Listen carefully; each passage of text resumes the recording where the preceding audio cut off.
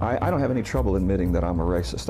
I think it's absurd to try to fight with that. I grew up in this society. I was conditioned by it.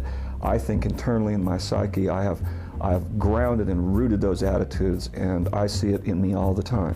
I don't like being a white man, and that's where I still am and working on that, because I know what I've done, what people like me have done. Part of being white is just not in any way acknowledging what it means to be white. I have a white skin, and that with that white skin comes along a whole mess of privileges that I have, and I don't ask for them, they just are there. You have started to break the code of silence a little bit when you start talking about white people and you start talking about this stuff. And you find yourself suddenly all alone. Shalom. Kahala Yahweh, Bahashem Yahweh Shah Bahashem. Erchaha Kadash, double honors unto the apostles and the elders of the great millstone who ruled well, who taught me this truth. Enough respect and salutations to the fellow Akim, the house of David, the hopefully elect. Peace to the elect. Yahweh Bahashem Yahweh Shah Barakatam to you, Akim, as well as the sincere Akwat that are listening and learning. This is your brother Yahweh Saab from the Birmingham branch, coming to you again with this 100% doctrine. And yeah, as you seen in the clip, you're going to find out in this lesson, if you don't already know, all right, who has the privilege in their hand, who has the laws, legislations that's written for them, all right? What heaven are they in? They're in their own, okay? So without further ado, let's get it. This is Job 9:24. The earth is given into the hand of the wicked. He covereth the faces of the judges thereof. If not, where and who is he?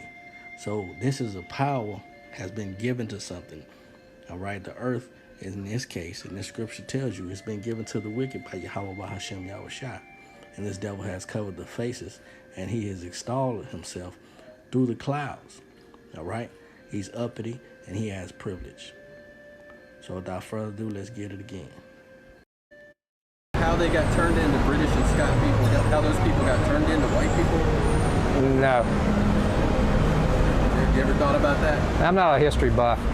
I think culture did that over time. It's like certain words that we use in our language are not our words, or other nations, other words that come from other languages. How did the Irish get turned into white people?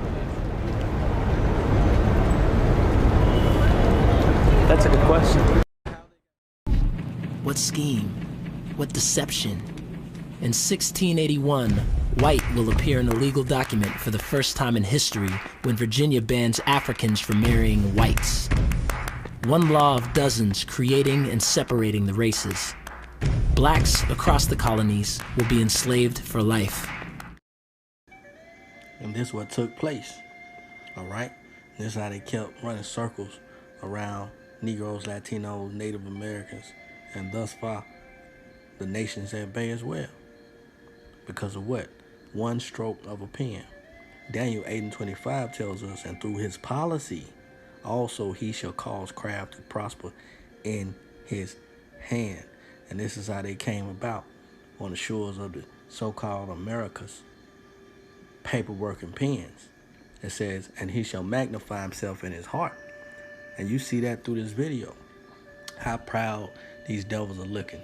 These people are supposed to be in chains.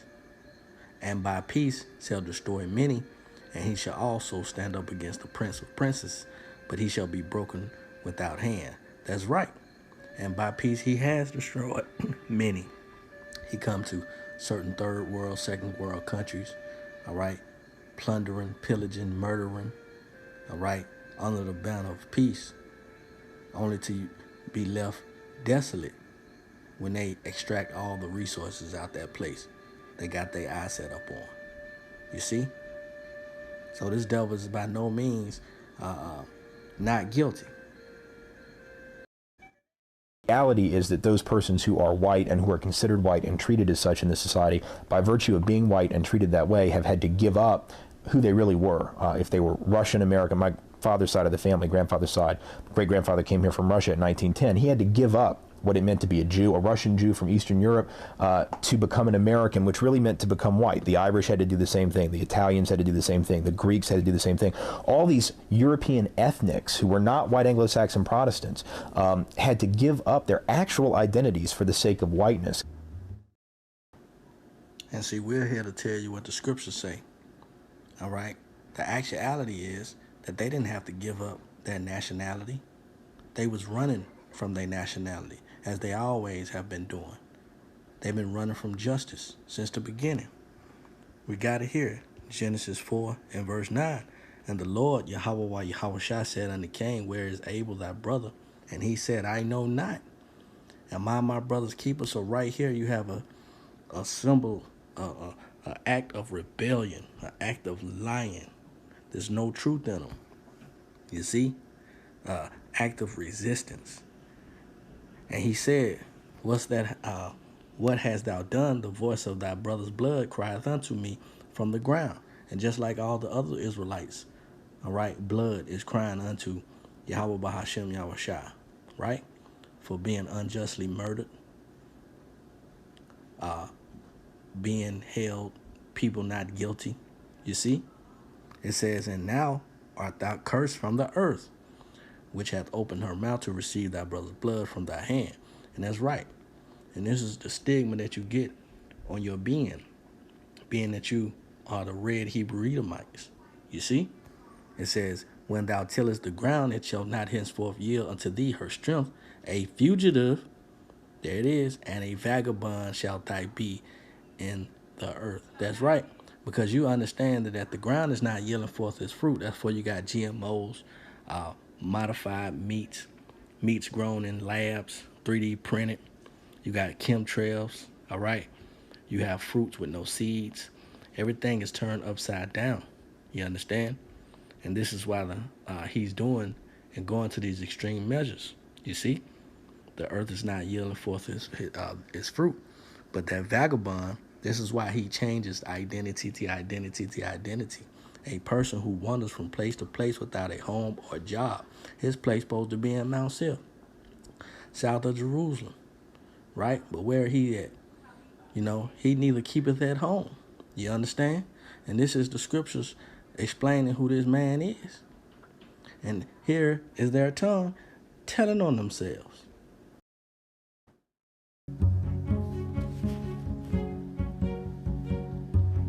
If you're white in this country, there's certain advantages that come your way, and it doesn't really matter whether you want to or not, or whether you're in touch with it or not. Now I know there are privileges that I enjoy simply because I'm white. Every minute of my life, I'm aware of my white privilege, of the fact that I have a white skin, and that with that white skin comes along a whole mess of privileges that I have, and I don't ask for them, they just are there. There are things that come to me, that belong to me, that I'm given and that I expect just because I'm white, that I never wonder about, ask about, discuss. And that's the power of it, is that the privilege of expecting that I'm going to go to good schools and that I'm going to have choices no matter what, that there will always be a choice that will be probably pretty reasonable, that will work out pretty well for me. To me, it's about privilege. A lot of people get to walk around thinking that we live in a meritocracy and thinking that their own hard work is the only thing that's, you know, responsible for their achievements. I think that it means, you know, and I think that it shapes everything. White privilege is probably the freedom to move through the world fearlessly in a way that black people cannot move through the world. That you can take advantage of opportunities with much less fear and an assumption that you'll be treated equally with all other white people. Part of it is not having to even think about it. And so in a way, it's sort of like the privilege of having that space in your mind free to think about other things and be concerned about other things. So it's not even having to think about race is part of the privilege. And this is what you get, all right? The stigma and the psyche of Esau, Edom, all right? These modern day Idumeans, man. You understand? They understand that, all right, they have the privilege in their hand. They have the right of way, so to speak. You know, they're not in trouble as other men. They're not plagued as other nations are. You understand? This is their heavily ordained, and they speaks of this in Wisdom of Solomon too. Let's start at 6, but you can read at the top. And this is them reasoning with themselves. And it says, "Come on, therefore, let us enjoy the good things that are present."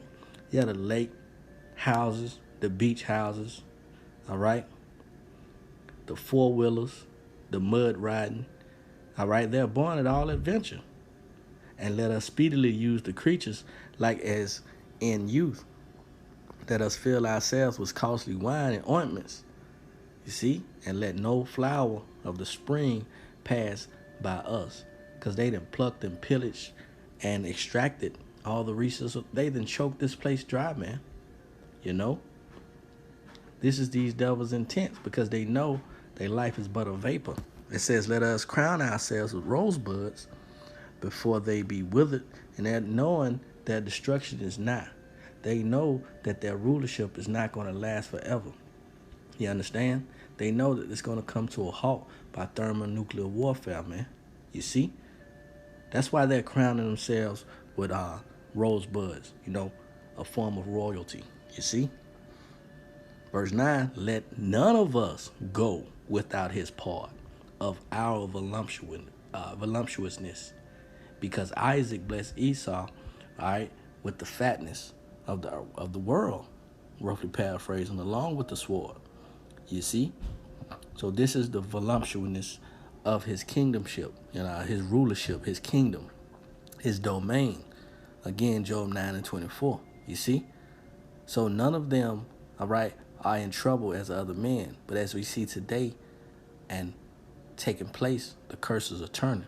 It says, let us leave tokens of our joyfulness in every place, for this is our portion and our lot is this. And this is why the scripture in Lamentations tells us about rejoice, O daughter of Edom. All right? And this is Esau, Edom, at his height of his pride, his proudness. You basically get to say what you want to, be any way you want to. You get privilege. You don't have to work as hard. You can slack off in jobs and still get promoted and still not have to worry about somebody coming after you. So whiteness to me is about privilege and access to information systems and people and power that you didn't earn. I went through a time where I was poor and I had to take care of my father, and I worked with about 100 African-American men, and I was the only white male on the shop floor. And I was really horrible at this job. It was a metal grinder. I'd grind too much of it. I'd make big indentations. I was constantly messing up, and I was sure I was going to get fired. It was just a matter of time. And about 6 months into the job, the boss and a few of the managers come over. They're all white men. And I thought, this is it. This is the day I'm getting fired. And they came over and told me that they've had their eye on me and they think that I'm management material. I said, what? And they said, yeah, you stick around for a while and we think you've got potential to be a manager here. The ability to walk into the bank in Savannah when we were ready to build our house and borrow $100,000 and neither one of us were working.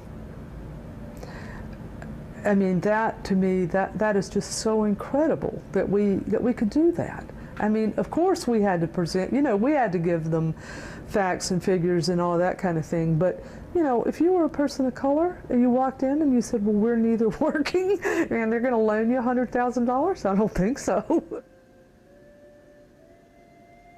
Oh, simple things. I mean, from everything from the ease of getting a bank loan to knowing that I can drive just about anywhere in this city and not get stopped because of my color by the police. When I drive down the road and I get pulled over by a police officer, it's probably because either I've broken the law or I'm getting a flat tire and the police officer's going to tell me I'm getting a flat tire?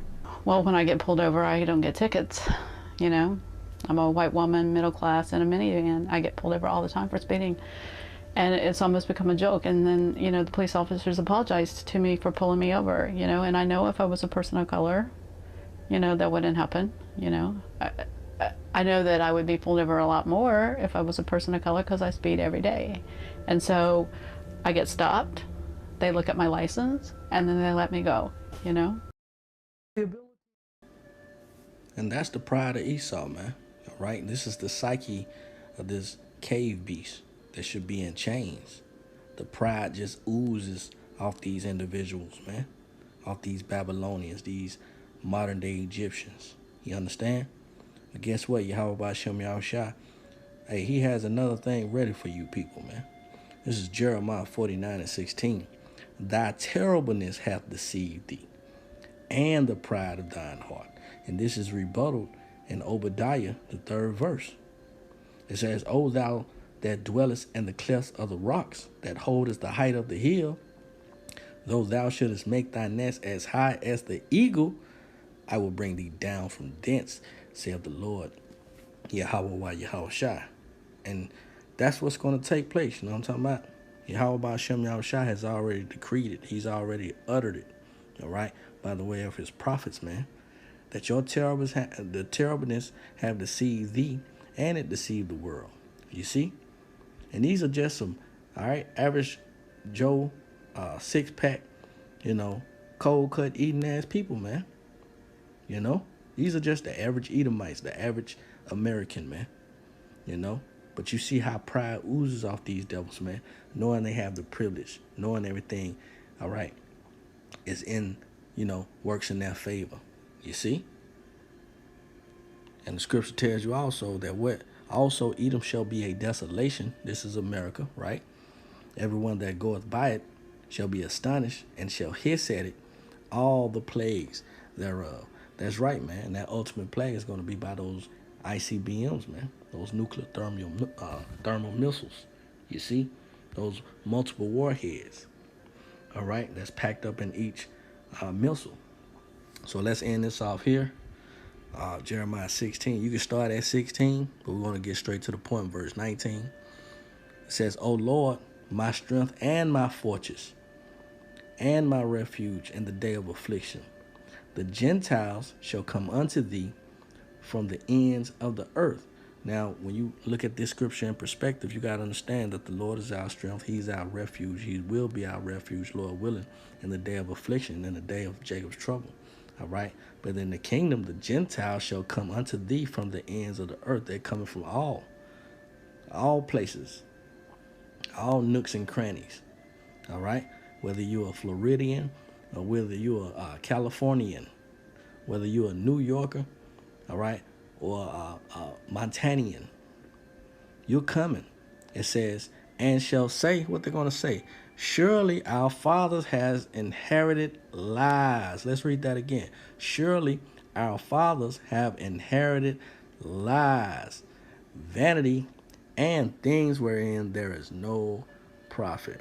That's right, man. Because this time you're not going to be able to leave your substances, all right, to your people. You're not going to be able to walk into a bank and get a $100,000 loan with no job, all right? You people are going to be slaves, man. Your rightful lot. So with that, Lord willing, this is edifying and comforting. On to the next one. Shalom.